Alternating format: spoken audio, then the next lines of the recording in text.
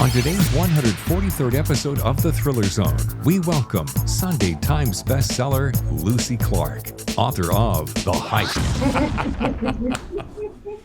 Well, folks, look who is on the podcast, Lucy Clarke. Welcome. Thank you. Thanks so much for having me. It's wonderful to be here. Oh, it's so nice. You say the nicest things. The book is The Hike, and I have so many things to say about this book.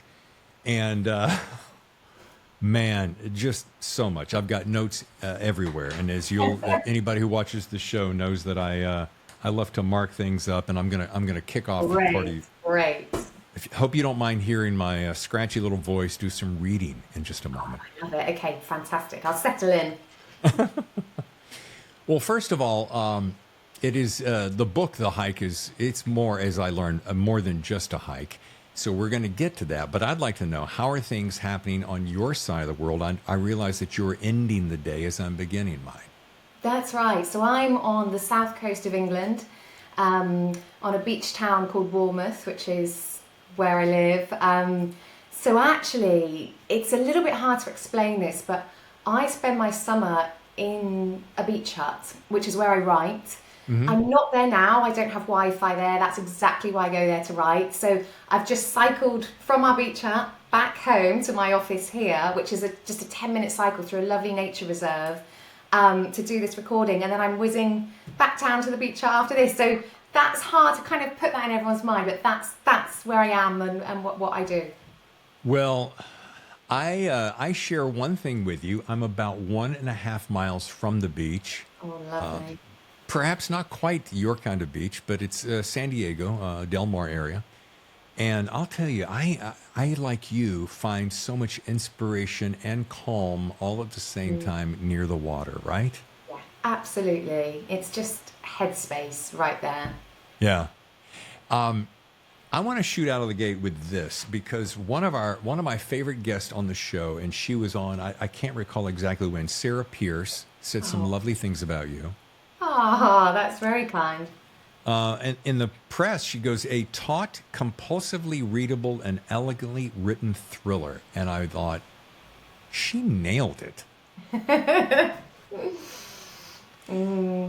She was on talking about her book, The Sanatorium, and she's just so lovely, and she was praising you. We were talking off mic afterwards, talking about all our favorite writers, and you were right there among the top. And I find it so interesting, and we talk about this on the show all the time, the thriller community, how loving and supportive and lifting the community is, right? Yeah, it is. And I'm a huge fan of Sarah's work, and we've not met yet, but we're actually doing our first event together in the UK next month. So I'm really looking forward to meeting her, because you have these connections with people, and I think particularly when my sort of strongest author connections are with people whose work I really love and admire, because just immediately, I don't know, there's like a connectivity thing. So I'm really looking forward to doing an event together. It'll be wonderful. Yeah. Well, please give her our best. I will. I want to take her quote one step further, because I said, I have this feeling of, like, if you're a fan of how would you call it? Buddy movies, whether it's men or women, then especially men and women who are caught in impossible situations, then this is the kind of story for you. Yes.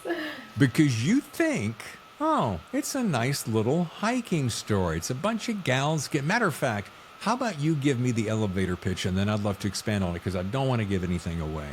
Sure. It's 4 British women in their mid-30s, all at different points in their life where they are thirsting for change, and they normally take an annual holiday somewhere relaxing and poolside and easy, and they take it in turns each year to choose. And this year it's Liz's turn to choose, and she just surprises them all by saying, I want to go hiking. I need to go into the wilderness.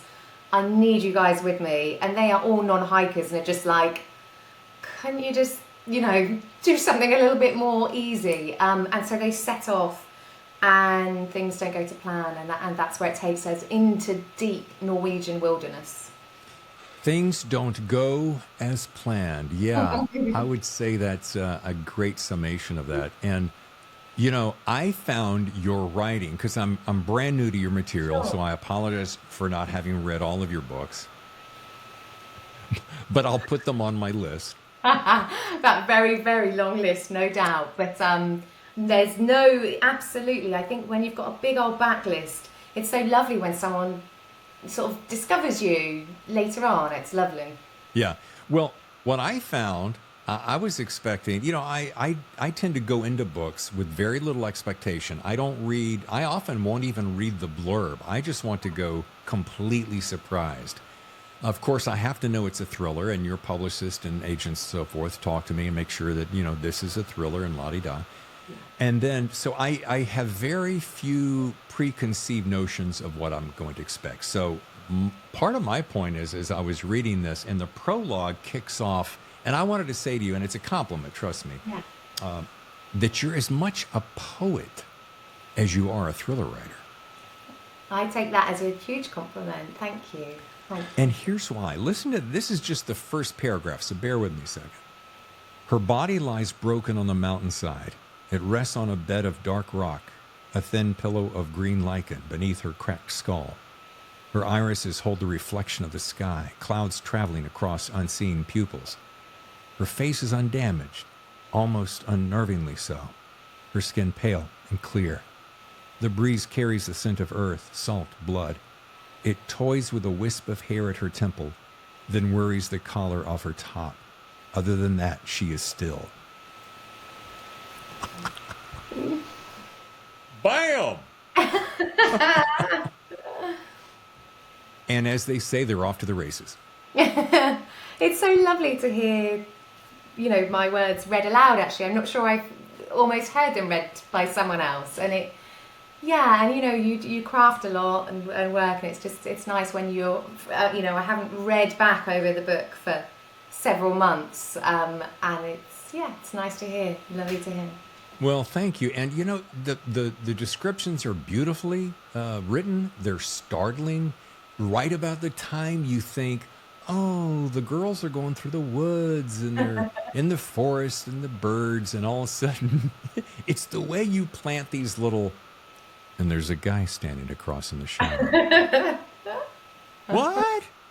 Where did that come from? Just relaxing, and now there's the guy. Right.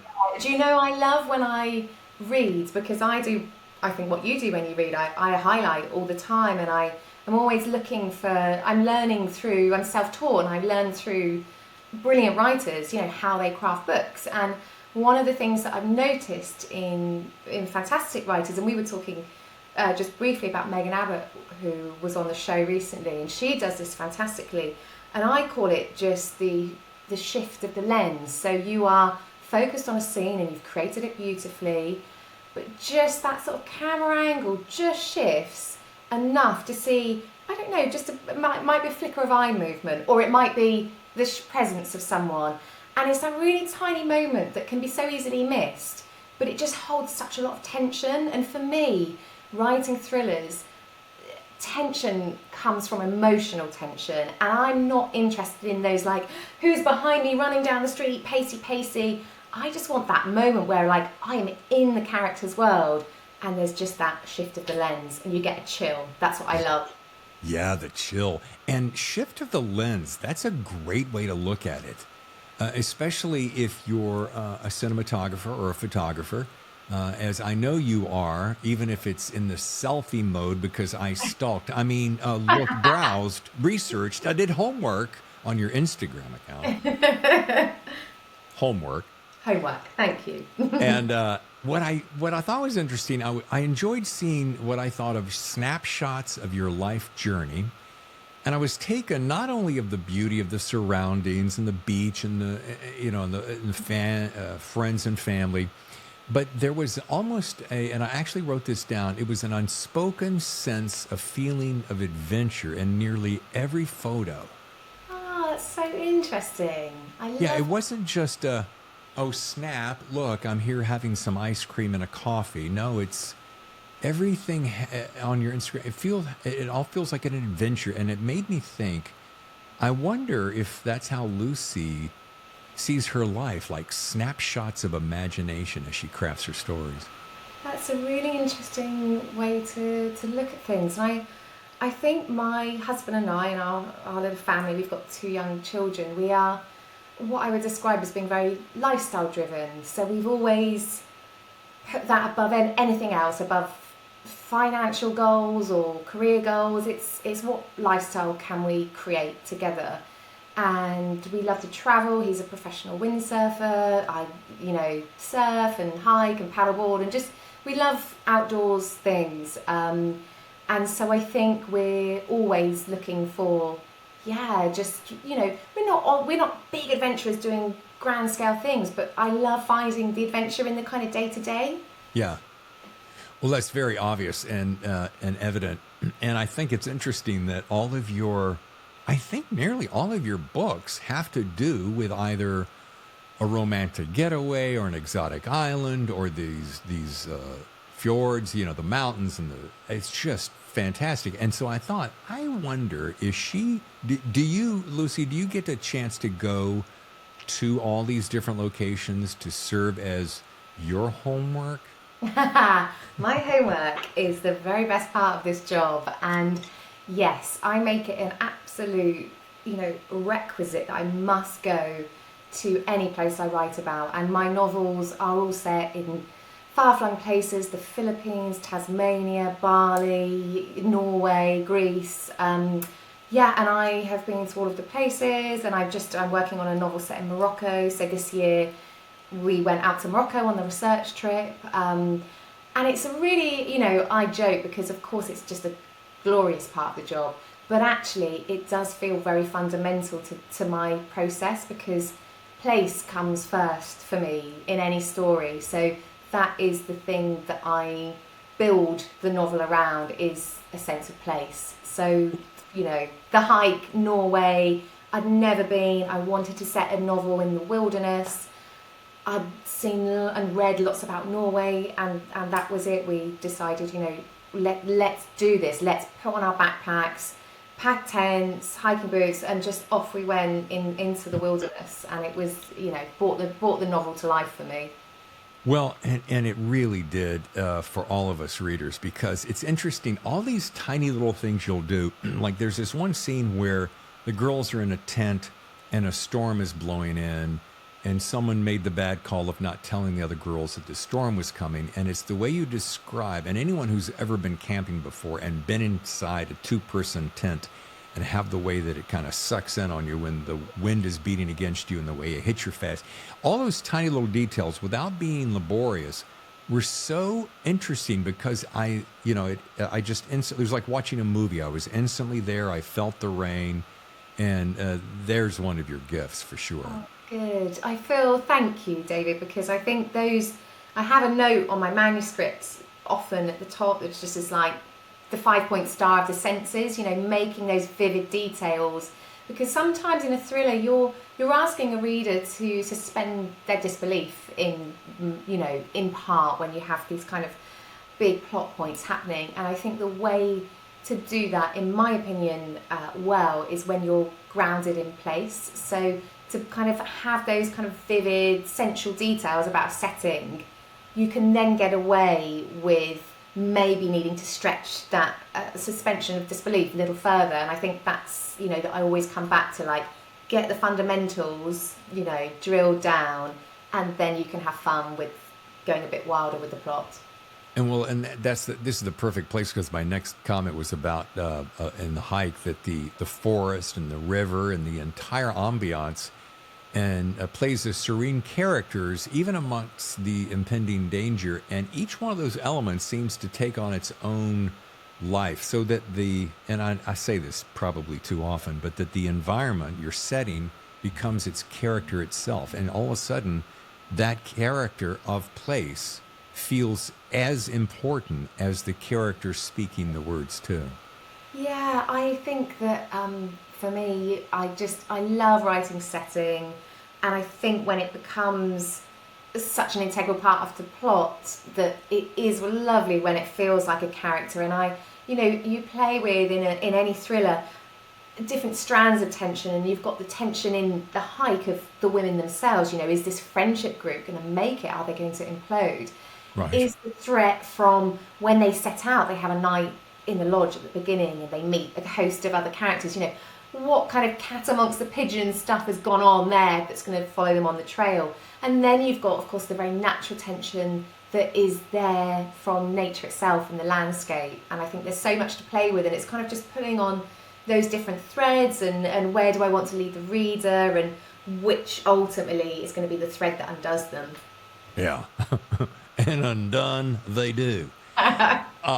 There's something I want to be sure I don't forget to mention, because going back to the Instagram, I saw this photo of the Paramount Plus television series, No Escape, which I instantly ran down the hall and said to my wife, I'm like, we got another series to watch. We got another binge here going. So I'd love to hear you give that a plug and tell me about that show. I mean, the trailer, which I'm going to sneak in here somehow, is brilliant and unnerving. Well, so No Escape is my third novel. It's a thriller set on a yacht sailing through the Philippines. And it was produced by Paramount Plus as a 7-part series, which launched in the UK this spring, and I think it's just about to land in the US. It is absolutely fantastic. The production values, I mean, God, it's incredible. And I was very lucky to be part of that process and to go out onto set and seeing being filmed. And it has just been, you know, it's been my first taste of the TV world, and since then I'm fortunate enough to have something else that's just wrapped and 2 things in development. But as the first TV experience, it couldn't have been any more joyful, because the yacht is the setting, and so we had this wonderful 7-month shoot, you know, in Thailand, which actually doubles as the Philippines in the show. And just the reaction and response, it was, you know, the sort of top show on Paramount Plus for the summer. It's been phenomenal. So yeah, I've been blown away by it and loved every moment of it. Well, I will feel like a geek if I gush too much, because you're living my ultimate dream to write a book and have it seen on the screen. So you're just like blowing my mind. It's blowing my mind. This was never this dream. This was like not even the dream. It was too big, and it's just I've stumbled casually into it, and I'm very grateful for each moment of it. Stumbled? I don't know. You don't have your kind of talent and track record and just stumble. I did a good stumble. Okay. All right. Well, in your other books, let's mention those real quick, because I want to flash them up on the screen. We've got before that, wait a minute. Let me do this. Let's play the trailer of No Escape so my viewers who watch on YouTube can see it. Look, 14 hours ago, a distress call was picked up from a vessel identified as the Blue. Has something happened? Search was undertaken. The Blue was found. No one on board.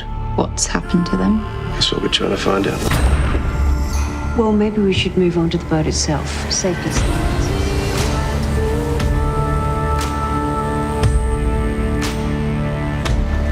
Hey, Aaron.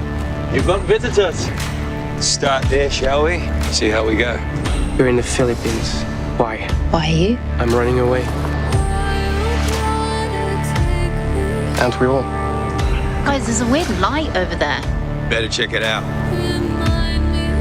Hey. What did you find? Maybe everything's gonna be alright. Think we can trust him? It's not them I'm worried about.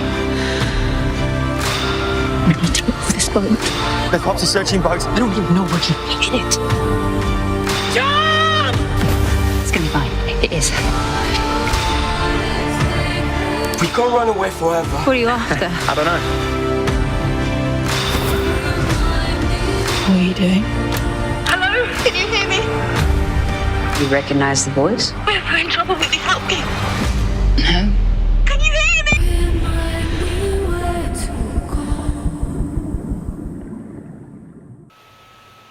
So that was fantastic. And as Lucy just said, how about the production value? It's just, it makes your palms sweat, doesn't it? thank you. Yeah, it's been so joyful.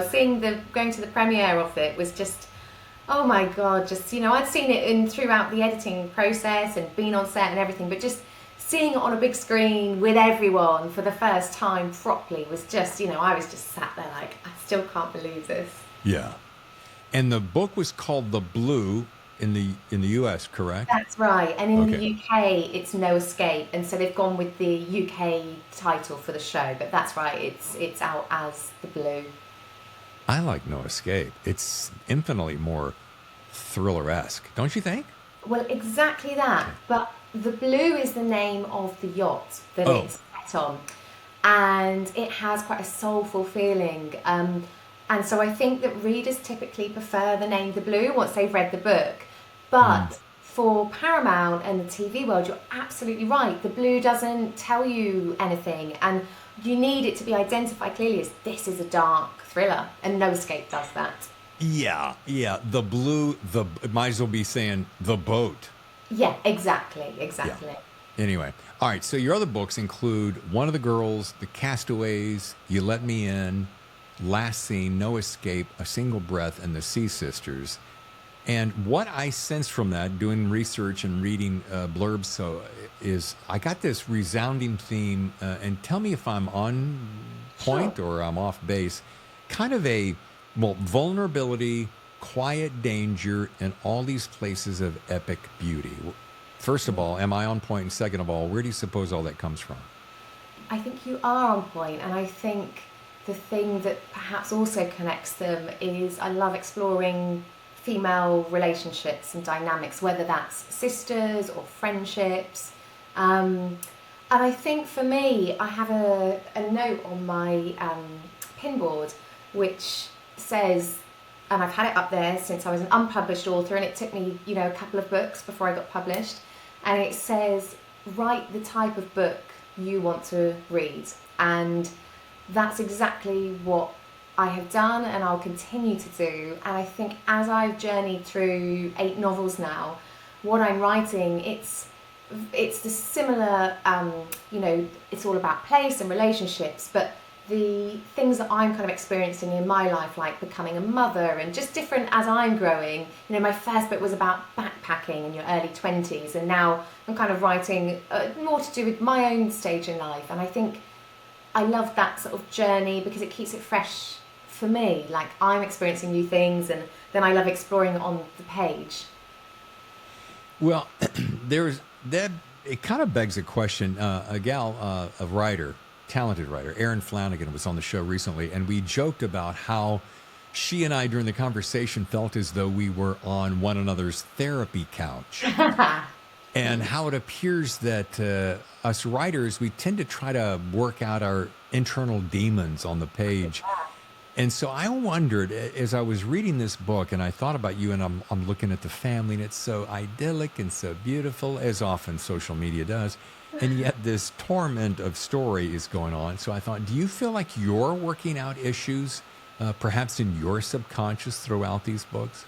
Oh, 100%. Yeah, I think it's just such a great space to do it. And I think, like, in The Hike, it's 4 women in their 30s, all very different. And, we've got a mother and someone who's basically a rock star, very famous, someone who's a kind of more steady, controlled existence, who's a GP with 2 children and stay-at-home father, and different dynamics. And I feel like that there are shades of myself in each of the characters, despite the fact that their personalities are so different. And I suppose you can sort of take a small train of thought that you have, or a small part of yourself, and you can magnify it and blow it up and have fun with it and see who you might have been if you had kind of pushed one aspect of your personality more. So I feel, and I've noticed that in really most of my books, that the characters in part are all a slight reflection of myself, which, if you read some of the characters, you might think, oh, right. But I just think it's a really fun way to explore the self. Well, I mean, think about it. If you, we all show different facets, different faces. Isn't it interesting that face and facet are the same? to our friends and family, whether we're on social media or in personal conversation with loved ones or with new strangers that we've met, we're always showing a particular face. And I often find it curious as to the subconscious struggle that happens. Like when you meet someone new, do you, you want, and I'm doing a little therapy here, you show them this side because this side feels the most positive and upbeat and so forth, when maybe you're having a real shitty day and you're thinking, this is what I really want to say to you right now, but I'm not. Yeah. I had a really interesting conversation with a friend earlier this week, and she's going traveling for a month in Costa Rica, and she's chosen to go solo. And I said, she had friends who wanted to go with her, and she said, actually, I want to do this on my own. And I said, I'm so interested, like, why did you want to choose this trip on your own? And she said, which I thought was fascinating, and I no doubt will explore this in a novel in the future, that she wanted to be on her own because she wanted to be who she was and how she was feeling in that moment. So when someone comes into a hostel, if she's feeling a certain way, she wanted that freedom to be whatever emotion she was feeling then. And she said, if I went with this friend, they know me as this person, or they know this about me, that actually I'm really like quite tidy, or whatever it is. And she just said, it's that sort of chance to just be who I want to be in that moment. And I thought, that's really interesting. And I think there's I remember that in a sense when I started university and no one knew me, and I was thinking, I could be who I want, like I can recreate myself. And actually I didn't. I just ended up being the same me because that was you. Me. Yeah. And but I like that, and I think I know exactly what she means, how you can be limited by the sort of perception of who you are in different people's eyes. And we all know that from the way we might be one thing with a certain group of friends and then behave slightly differently with another group. You just triggered something I have not thought about, and I bet over a decade. And my first career was radio, so I would move from city to city, always trying to climb the ladder to get to a bigger market. And with each city I traveled, when I got ready to leave that city to go to the next one to take on the new challenge, I always had this thought, hey, I can shift who I am. Not change, but shift. The things that I don't really like about myself, I can just carve them away or soften their edges. And the things that I really like about myself, I can rise to the forefront and show them. So these were many markets in a row. So I thought that was always interesting. And since I'm kind of inbred bred as I see myself as a bit of a chameleon anyway because of being the way I was brought up. Right. So when you get to shift the facets, and I'm going to go back to something you said with a camera lens. Yes. So you simply shift what you don't really like, which I think is really kind of healthy, because you think, I was a real a-hole over here, or as you guys say, arsehole. I love that. Me too. But I can get rid of that, and I can or maybe you're on a negative vibe and you say, I think I'm going to get rid of that and be a better person here. Does that make sense to you? Absolutely, yeah. And I think it's really interesting to explore that in fiction, because that's where we explore who we are in reality, right? It's our playground for exploration. So, yeah. And thank you for not saying, David, looks like our time is up and we're going to schedule your next meeting. She's checking the watch. Yeah.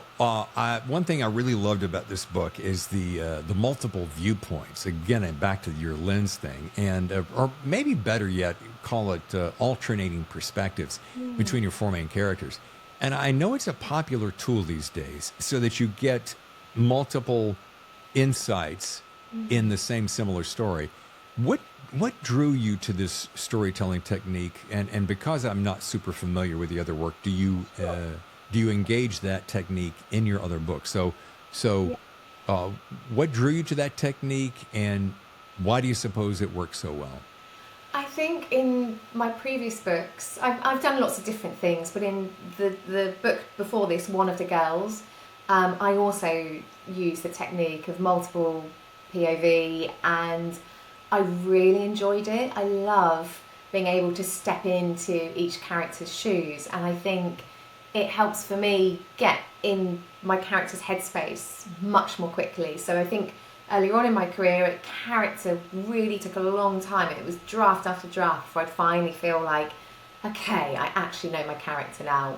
Whereas writing from each protagonist's point of view really is a fantastic way to get in their voice and in their head, because you get access to their internal thoughts, and that's really what helps me get to know my characters. So that's why I've done it. And I think in terms of tension, it helps, because I love it when you see an event from, you know, one person's perspective, and then you're pushed straight into someone else's, the event, you know, halfway through, and it switches to someone else, and it just lends a very natural tension to a story, because there are things that characters are holding back which may be revealed in the next person's voice. So I've really enjoyed the multiple viewpoints, and the novel I'm working on now, I've gone for single viewpoint as a contrast, and I'm about halfway through, and I'm starting to think, do you know what, I think I'm going to go back and add in other characters' point of view, because it's so fun to write in different people's voices. Now, if you're halfway through that book, do you think it's going to take you a long time to go back and restructure that to add multiple viewpoints? Do you know, I work in such a way that I sort of layer draft after draft after draft. So I will do like 10 drafts before it even goes to my editor.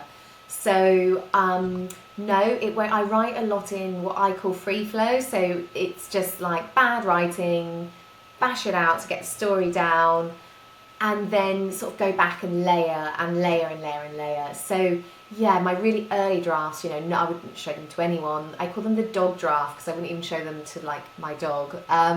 So yeah, they go nowhere. So no, it won't take me long. I write really, at the beginning, a novel takes me a long time. I'm not a particularly fast writer overall, but my free flow drafts are really fast. You know, I would do like 3,000 to 5,000 words in a morning, and then, you know, the same again the next day. But the quality shows. So. Well, don't jump the shark here on me, because I'm going to, at the end of the show, which we're closing in on, I want to know your best piece of writing advice. But don't spill that yet, because I have another technique, and I think you just answered it. You answered it in part, and it's so funny. I meet so many different writers, and some people love this phrase, some people hate the phrase. One friend of mine, Chris Audie, says, Dave, don't use that phrase around anymore. But it has to do with pantser or plotter. Which one do you find yourself to be?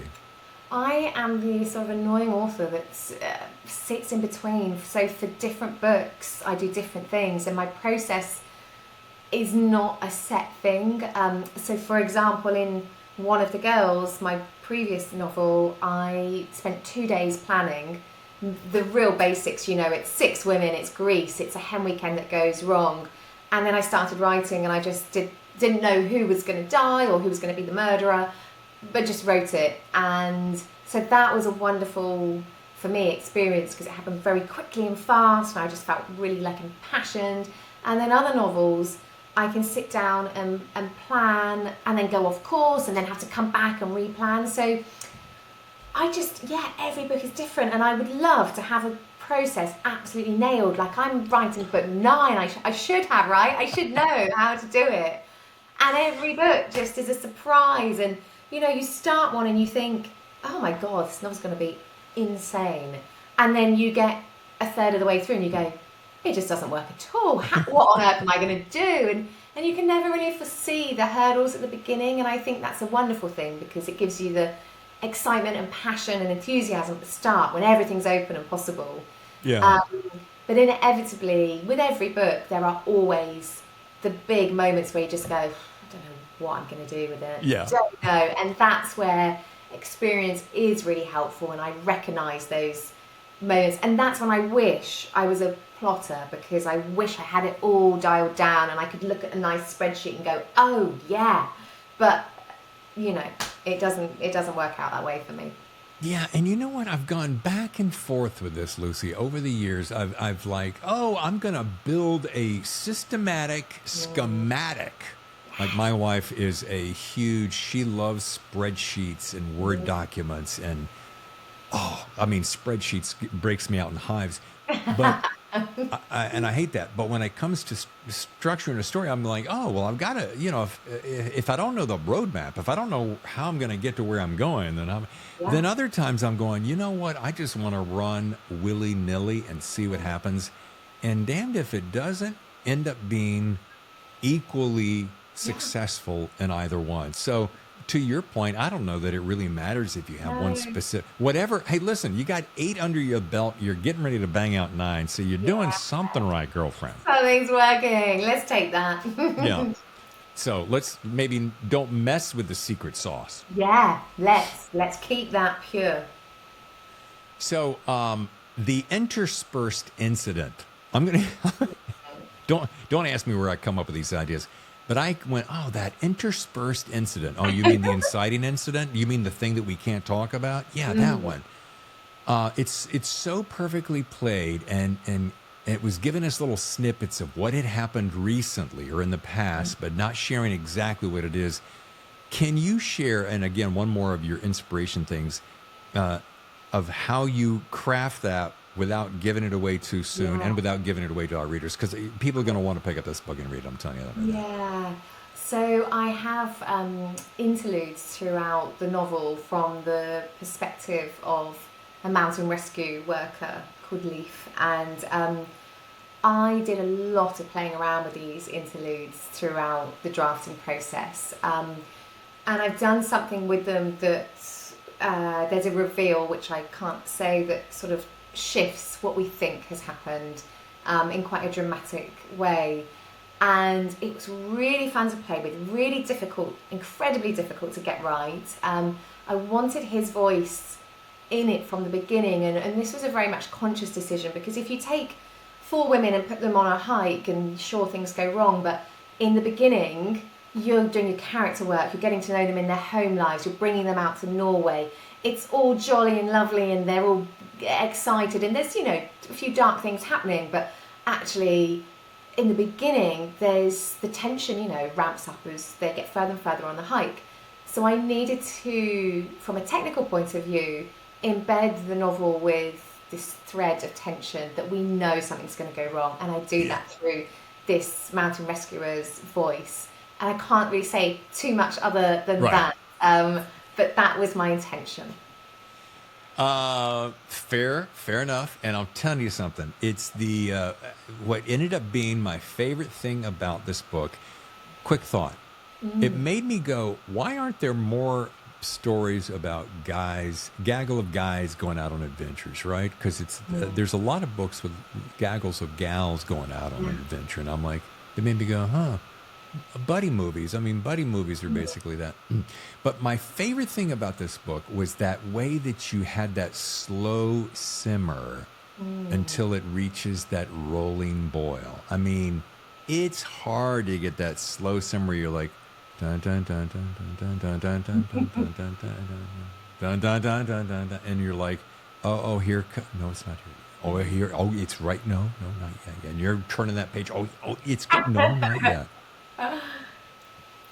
So well done. I love that. Thank you, because I think it's it's a hard thing. Pacing in a novel is really hard, and I do a lot of work structurally, stripping back, looking, I'll do a whole draft where I'm just looking at the pace and checking, sense checking, and you need, for me, for a book that I love to read, I have to love the characters and be on board, and therefore a lot of character work needs to happen, particularly when you're multi-viewpoint. I've got 4 women, we've got to know them, we've got to care about them, but also we need to know that threat is coming, and it's just that shift of the lens that we talked about early on. It's those moments where before anything big and dramatic and pacey is actually happening, I'm just switching that camera angle from like a happy moment to, oh, but who was watching them when they had that photo taken?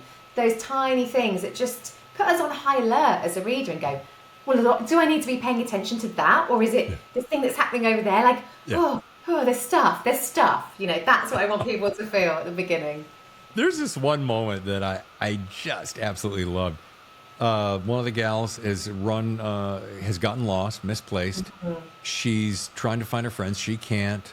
All of a sudden, this guy appears out of nowhere. You're like, bah, where'd he come from? And then all of a sudden, she gets an idea. Well, what if he's dangerous?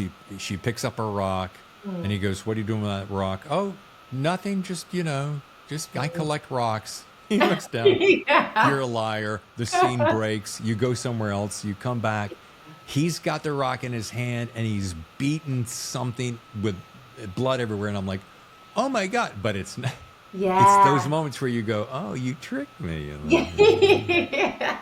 And I think that, I find I love hiking, and I think one of the things is that if I go for a solo run on my own on the beach, or if I'm hiking on my own, most of the tension is going on in my own head. It's that feeling that you're in a beautiful place, and suddenly, with the flip of a thought, that place can turn from beauty to darkness.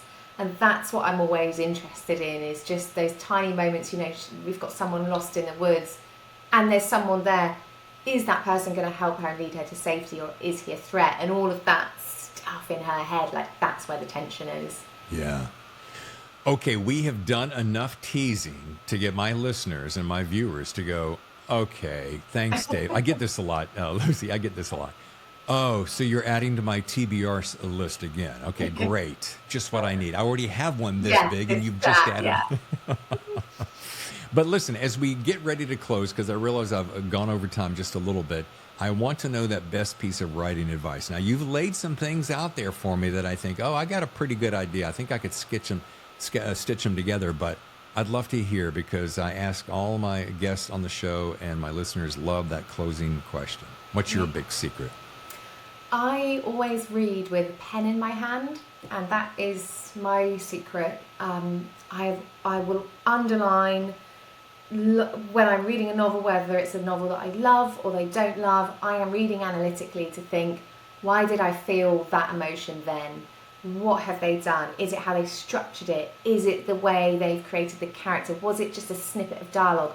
What is it? And I think if to be a good writer, you need to be a good reader. And for me to be a good reader, that means just making sure I'm sort of logging mentally why that book worked. So that would be my main piece of advice. Read with a pen in your hand. I love that. Now, I'm in a very unique position. By the way, I love that, and thank you for that advice. It's perfect. I'm in a unique position in that I will often get an arc that is paper, so I feel perfectly comfortable highlighting. I mean, like, for instance, no help, no cell coverage, no one here to hear them scream. Okay, that right there, I'm like, you got to remember that. But I'm making notes just like you do. But here's the advantage. Watch this. I had to reach off camera because this came just a few days ago, which is the Grand and Glorious Beautiful hardcover.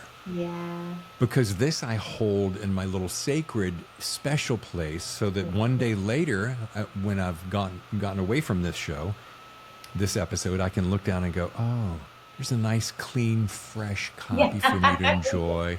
It's unmarked. It's pristine. Yeah. Maybe one day when I meet Lucy, she'll come and she'll autograph the front. I love that. Do you know, I've got no boundaries. My most precious hardbacks have got my writing all over them. And the only difficulty is I've just lent a book to a friend down at the beach huts, and I've scribbled all over it, and I'm like, what's she going to know about me from things I've written in the margins? And I just handed it to her could I have it back please when you're finished? Because I treasure them, because I've got thoughts in them as I'm reading. So all the pages scribbled on, dogged, I fold the corners, there's sand in the spine. My books aren't pristine, but they are well loved. And this is a perfect place to add a little lesson that I have learned recently. And it might sound a little simplistic, but I'm going to share it with you because it's really interesting to me. We just moved from one little town down the road to another little town. And I don't know where I got this habit. Maybe it's because my parents grew up in the Depression. They didn't want to, they hoarded everything and they didn't want to lose anything. And they have since passed. But so I have this thing about, I've got to hang on to that because I could use that someday. Lucy, but I know this bottle cap or something silly. I could use that again someday. I could that cord might come back. So recently I came to this thing, and I hope this isn't boring. So I went, wait a minute.